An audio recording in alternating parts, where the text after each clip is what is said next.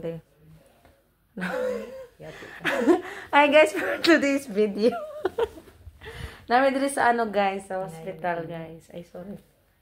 For today's video, we are here at Mediclinic Hospital, and you know what, we are paying 200. I don't know why, but it's okay. It goes to my health condition, so I could not say no to pay.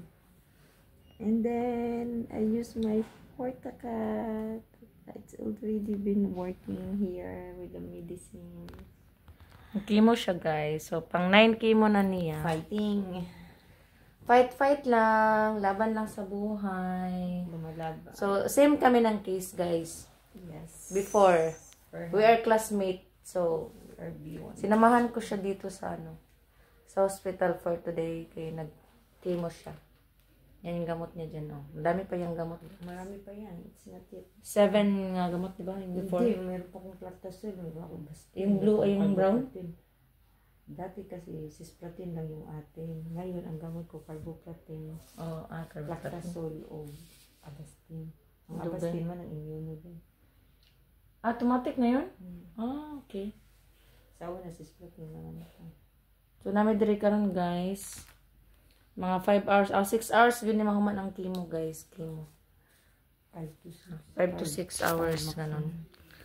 So, nandito lang kami. Yan. So, natulog siya. Laban lang, laban. Same kami ng case yan guys. Stage 3 cervical cancer. So, thanks God. Salamat sa Lord na yung result ko is okay now.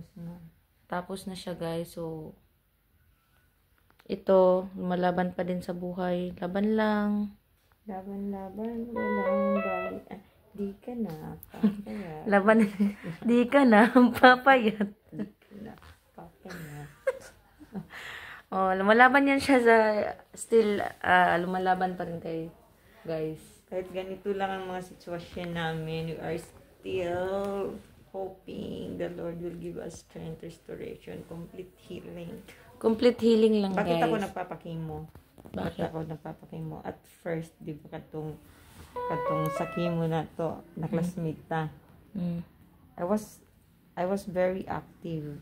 Yes, I know. And it feels like na inihi ko lang yung mga chemo, inihi ko lang yung mga treatments. Yeah. It does not approve, it does not absorb sa akin.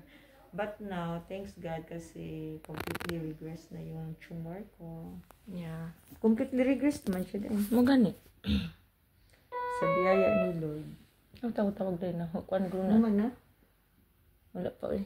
Wala naman siya. And then, it doesn't mean na pag nag-chemo ka, di pa nga sana ready 2 minutes naman, di na ma-post. Pause, oy?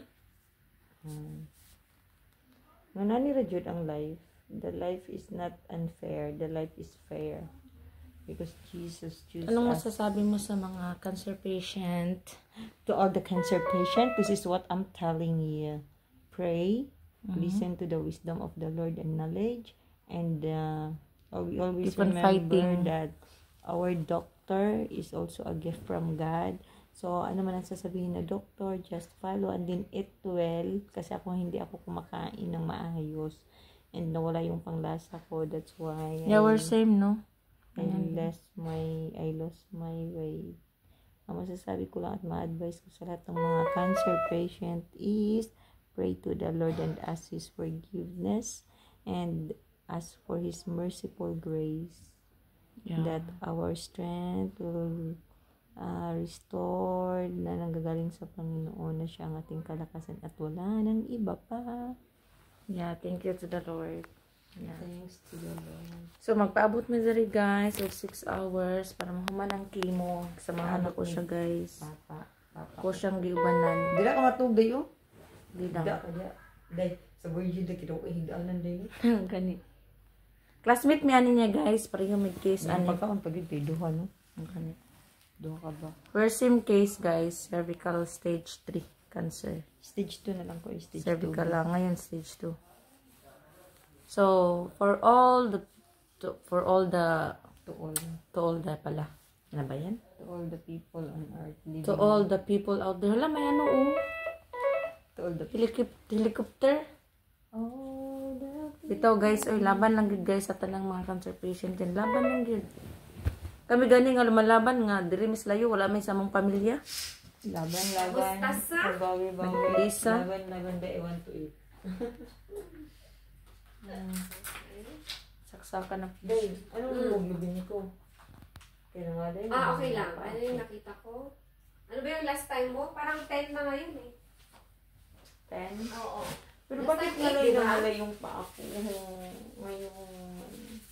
Nangangalay? Biglaan? Nung in-start yung gamot? No. Ano yun? Ano? Nangalay talaga siya. Kasi wala akong kain. Ay, kailangan mo Kumain na kasi ako tinapay. Hindi ka pa makakain pagtapos ng ano. Kakain na ako ngayon. Kahit na ganun. Gabi. As in, sabay talaga nawala yung panglasa ko nung nag-down ang hemoglobin ko. Grabe talaga. As in, pait na parang as in, totally nawala. Wala ako. Ano yun? Wala din. Kaya emergency na ako. Critical na ako. 7.5. Anong ginawa sa'yo? Nag-blood Transfusion. 5 blood. 5 bag. Kasi, Kaya pa nasabi ko, nag-normalize na 10. Maging 10 na eh. 8 yung nakaraan eh. alam mo ba na tumatay ako ng dugo na parang faucet? Oh, ganun. Kaya doon bumaba siya ng bumaba. Tapos wala na akong kinakain. Grabe, ang chemo dahil. Ang radiation na, ano man yun, side effect ba? Sa rectal ko. Anong constipated? Hindi ba sakit? Hindi siya constipated. Ano siya, pero yung blood vessel niya, pagka nag-i-strain ako, nag-i-strain siya ko ba? Doon, lumalabas talaga. Bush! Ganun talaga siya. Hanggat ako, high tolerance ako sa pain. So, hindi pa rin ako nag-ano, pero